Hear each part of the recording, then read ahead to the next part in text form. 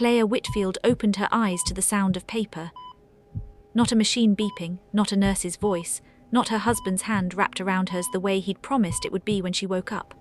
Paper, the dry, deliberate rustle of someone folding a document and setting it very precisely on the nightstand beside her hospital bed.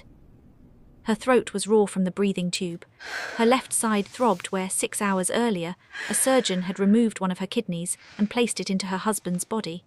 She turned her head, every movement sending fire through her abdomen, and saw the folder. Divorce papers already signed, his signature still wet enough to smear at the corner. Daniel wasn't in the room. She would later learn he had walked out 40 minutes after the transplant was confirmed successful, while she was still unconscious, while the anesthesia hadn't even finished working its way out of her blood. He hadn't waited to see her face. He hadn't waited to say a single word. He had waited only long enough to know the organ had taken. If your stomach just dropped the way mine did reading this story for the first time, hit that subscribe button right now because you are not ready for where this goes. Tap like if you already hate Daniel Whitfield and we haven't even gotten to the worst part yet. And down in the comments, tell me, what would you do the moment you saw those papers? Because Claire's answer is going to surprise you. 3 years earlier, none of this had seemed possible. Claire had met Daniel at a fundraiser in Charlotte, North Carolina, the kind of event where everyone wore borrowed confidence and rented tuxedos. He was magnetic in the specific way that made people forget to ask questions, charming, quick with a compliment, the sort of man who remembered your name after hearing it once and used it like a gift every time after that. You're the only person in this room who hasn't asked me what I do for a living, he told her that night, refilling her glass without being asked.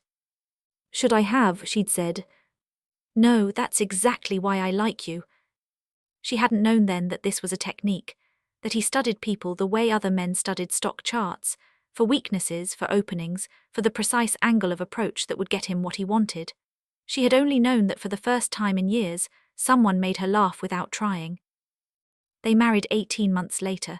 It was small, 40 guests, her mother crying at the back of a church that smelled like white lilies. Daniel had looked at her like she was the only solvable problem in a world full of chaos, and she had believed completely that she'd found the one person who would never let her down. 2 years into the marriage, his kidneys began to fail. It came fast, a diagnosis of a rare genetic condition, doctors using words like end stage and dialysis and transplant list, and Claire remembered sitting in the nephrologist's office watching Daniel's hands shake for the first time since she'd known him. The wait list average is 3 to 5 years, the doctor had said. Living donor is his best option, best outcome, fastest timeline. Claire didn't hesitate. Test me, she said. Daniel had gripped her hand so hard it left a mark.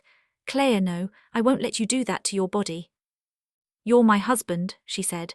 There's no version of this where I let you die waiting on a list. He'd cried, real tears or tears good enough that she never once questioned them. He told her she was the strongest person he'd ever met, that he didn't deserve her, that if this worked, he'd spend the rest of his life proving he was worthy of what she was giving him.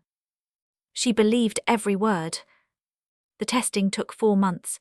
Blood type, tissue matching, psychological evaluations, endless consultations where a transplant coordinator explained the risks in language designed to make sure she understood there was no undoing this decision.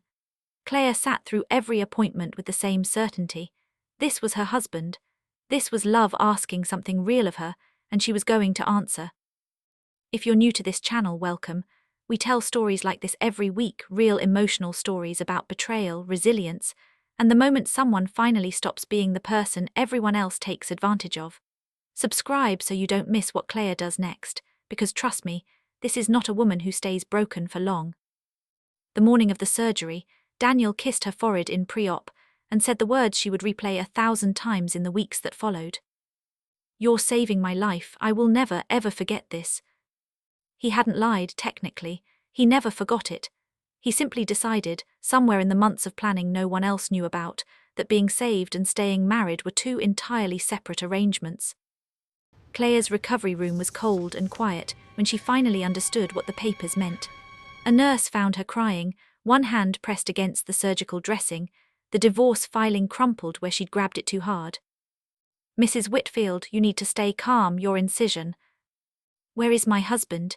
Claire's voice cracked on the word husband, already knowing somehow that the word wouldn't apply much longer. He checked out of the building around 11 this morning. I'm so sorry, I thought he'd told you. He hadn't told her anything. He'd let her wake up alone, stitched shut around an absence he'd created on purpose, and let a legal document do the talking he didn't have the spine to do himself. Her sister Meredith arrived within the hour, took one look at Claire's face, and knew before a single word was spoken. He didn't, Meredith said. He did. Claire, I swear to God, I am going to drive to that man's office and… You're going to help me sit up, Claire said, because I need to read every page of this before the pain medication wears off enough for me to feel exactly how much this is going to hurt. That single line, needing to read the papers before the pain caught up to her, was the first sign of who Claire was about to become. Not a woman who collapsed, a woman who catalogued. The divorce filing was airtight. Too airtight. Daniel's attorney had clearly drafted it weeks, maybe months before the surgery date. Claire noticed the filing timestamp first, submitted to the court the same morning as the transplant, hours before she'd even entered the operating room. Whatever Daniel felt walking into that hospital, guilt clearly hadn't been strong enough to stop him from filing paperwork to end their marriage before her body had even finished healing around his decision. He planned this, Claire said quietly, staring at the timestamp. Meredith, look at the date. Meredith leaned over, and her face went white. That's Claire, that's before you even signed the donor consent forms. Something colder than grief moved through Claire's chest, grief she could have survived. This felt like something else entirely, the recognition that she hadn't lost a husband to bad timing or a change of heart. She'd been used. She called her attorney from the hospital bed, a woman named Renata Voss who had handled her mother's estate years earlier and had a reputation for not blinking. Renata, I need you to look into something for me before you touch the divorce filing, Claire said. I need to know exactly when Daniel started planning this. Claire, you just had major surgery. Whatever this is can wait. It can't, please. Renata went quiet on the other end, the particular silence of a lawyer recalculating a case. All right, give me 48 hours. If you think you already know where this story is heading, comment your prediction right now, because I promise you, what Renata finds is going to change everything you think you understand about Daniel Whitfield. Daniel resurfaced 5 days later, not with an apology but with a text message. We should talk about the house. I don't want this to be ugly. Claire stared at the message for a long time before responding, not because she didn't know what to say, but because she wanted to make sure whatever she said gave nothing away. Come by Thursday, she wrote, we'll talk. He arrived at 6 in the evening, still wearing his work clothes, still moving through her house like he had every right to be there.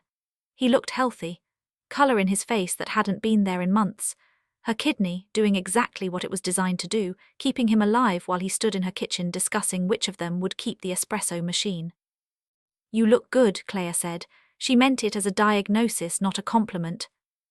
I feel good, Daniel said, missing the difference entirely.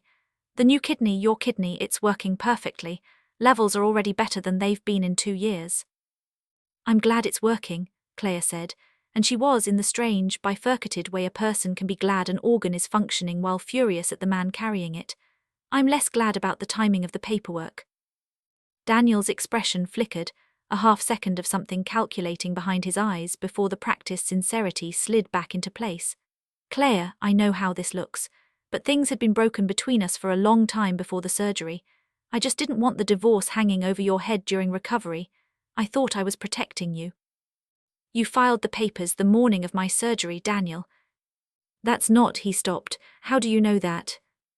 Because I read the timestamp, because I have a lawyer, and because apparently protecting me from bad timing meant leaving me alone in a recovery room instead of telling me to my face.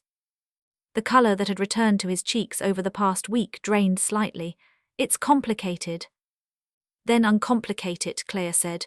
Right now, why did you marry me? The question hung in the kitchen air between them, and for one unguarded moment, Daniel didn't answer fast enough. That half-second of silence told Claire more than anything he said afterward. I loved you, he finally said. I do love you, this isn't about not loving you. Then what is it about? He didn't answer that one at all. Renata called 2 days later with the results of her research. And her voice had the tight, careful tone of someone about to deliver news she'd rather not be the one saying out loud. "Claire, I need you to sit down for this." "I'm already sitting." Daniel opened a joint investment account 11 months ago, before your transplant testing even started. He funneled almost $200,000 out of your shared savings and moved it into an account solely in his name, structured through a business entity registered to a woman named Priya Kessler. Claire's hand tightened around the phone. "Who is Priya Kessler?" "She's a transplant financial coordinator, Claire. She works for the hospital network that did your surgery. Specifically, she works in the donor-recipient matching and insurance liaison department." The room seemed to tilt slightly. "You're telling me my husband was moving money with a woman who works for the transplant program?" "I'm telling you it looks that way, yes. I haven't confirmed the nature of their relationship yet, but the timeline is troubling. The account activity accelerates right around the time your compatibility testing began."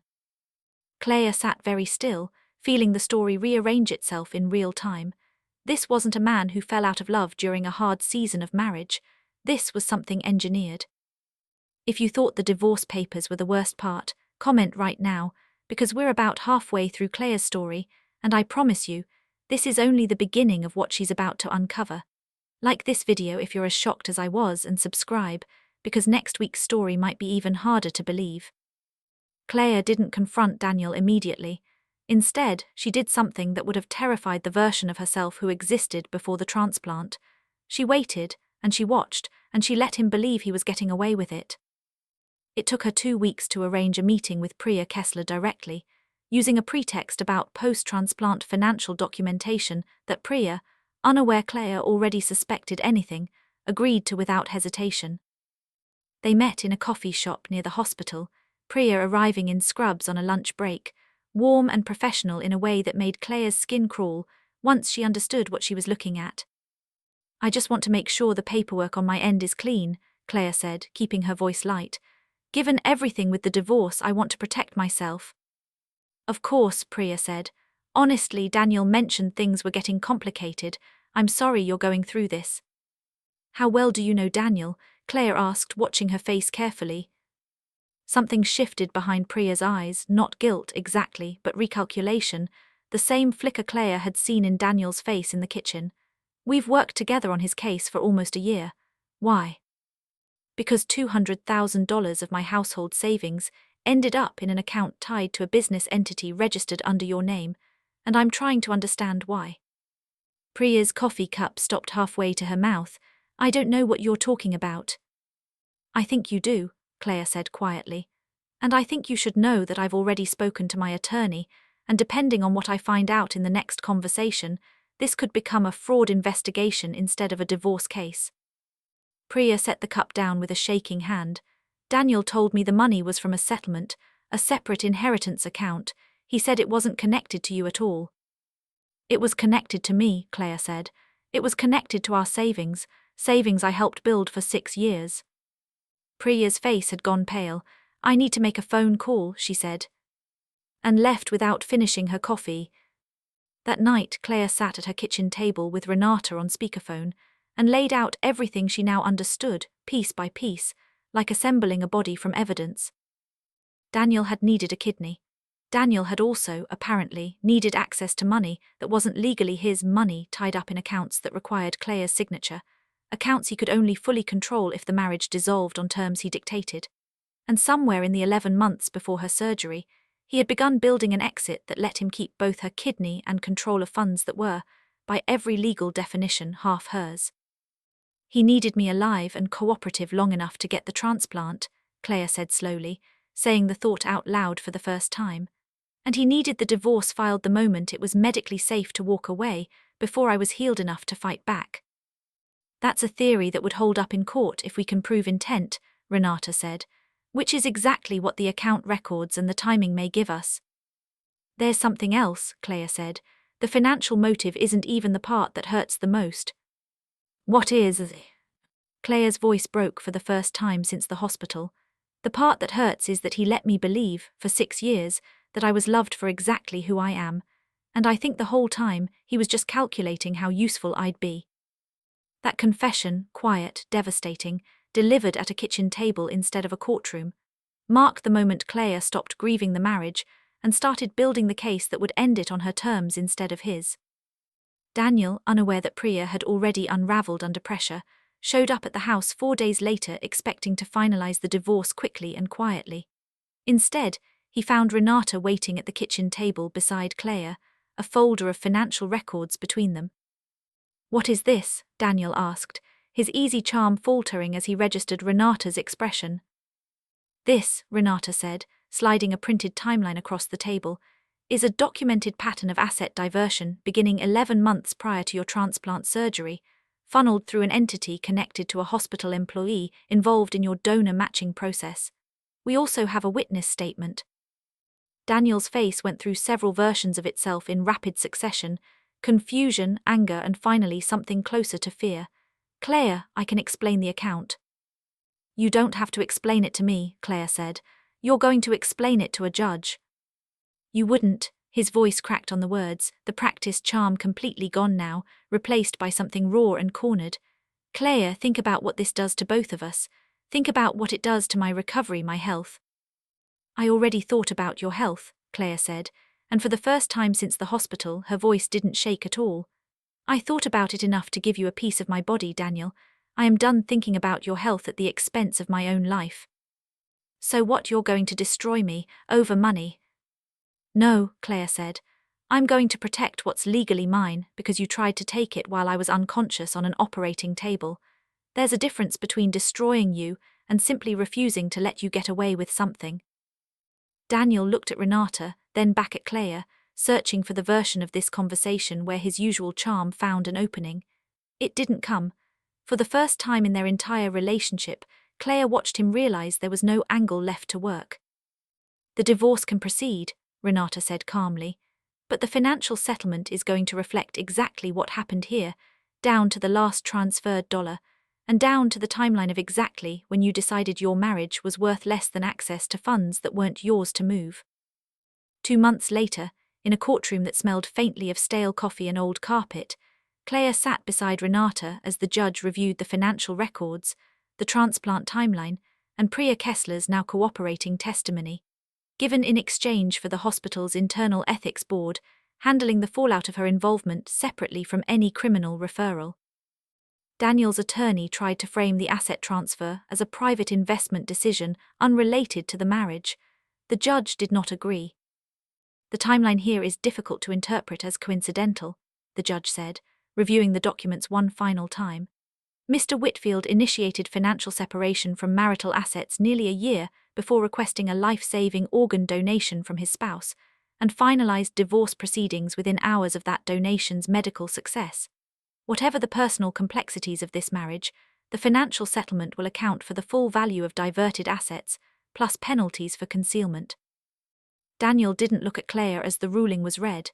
He stared at the table, his jaw tight, the healthy color in his face, the color her kidney had given him, doing nothing to hide how small he looked in that moment. Outside the courthouse, Meredith wrapped Claire in a hug so tight it nearly hurt her healing incision. "You did it," Meredith whispered. "You actually did it." "I didn't do anything except refuse to disappear quietly," Claire said. "That's all this ever was." If Claire's strength just gave you chills, this is exactly why you need to subscribe, because next week we're telling another true-to-life story of someone who refused to stay silent, and trust me, you don't want to miss it. Smash that like button if justice actually felt satisfying for once, and comment below. If you were Claire, would you have confronted Daniel the way she did, or handled it differently? 6 months after the ruling, Claire stood in the small kitchen of a new apartment across town, sunlight coming through a window that had never known Daniel's voice or Daniel's silence. Her scar had faded to a thin silver line along her side, a permanent reminder of the version of love she'd once believed in completely. She didn't regret the donation. That part surprised even her. Somewhere in the wreckage of the marriage, she'd made peace with the fact that giving her kidney had never been the mistake. The mistake had been believing that generosity guaranteed loyalty in return.